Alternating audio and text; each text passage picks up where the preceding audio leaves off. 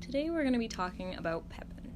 You're probably wondering, which Pepin are we talking about today? And we're going to be talking about a guy named Pippin III, or better known as Pepin the Short. Although he's not as recognizable as a name as some of the names during his time, such as Charlemagne or Emperor Leo II, he by far has one of the coolest names of any historical church figure and any historical figure in general. Short people are cool, Pepin is cool, and therefore I believe that Pepin the Short is double cool.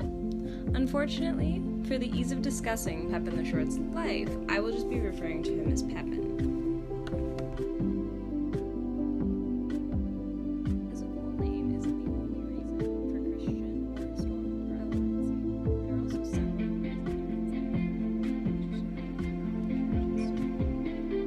are also several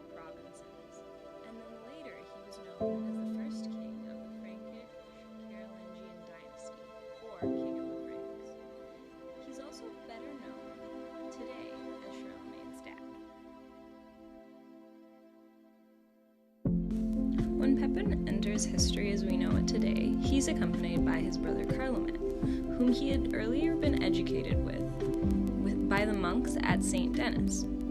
This education would go on to greatly influence his later relationship with the church.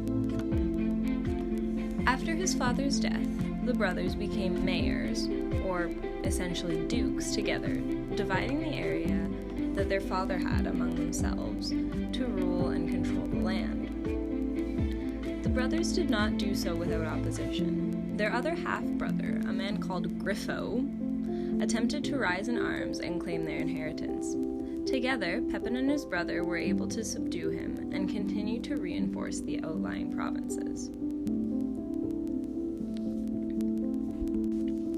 To make this sound like something even more out of a novel, soon after this reinforcement and subduing of Grifo, Carloman suddenly abdicated.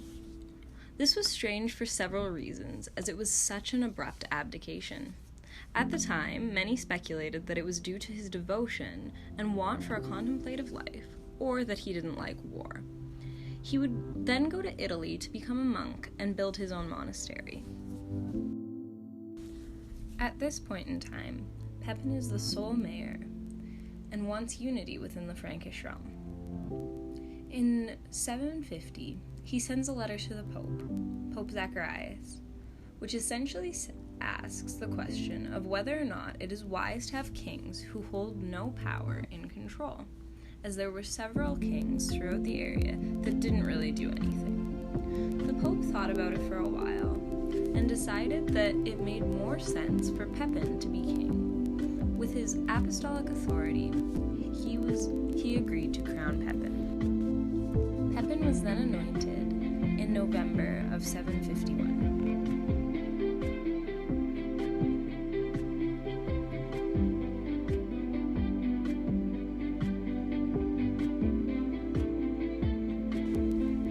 So, now that Pepin is the king, what does the Frankish realm look like? Firstly, the church and state relationship is very good. He continues to build this relationship throughout all of his reign. After Stephen II, this is the new pope, the old one dies, runs into some troubles in Rome. He goes to hang out with Pepin for a bit, for safety reasons. There he anoints Pepin and his sons as kings and heirs of the Frankish realm. Pepin then also fights for Italy and Rome when the Lombards attack. Pepin is able to drive them away, and this further strengthens the church and state relationship.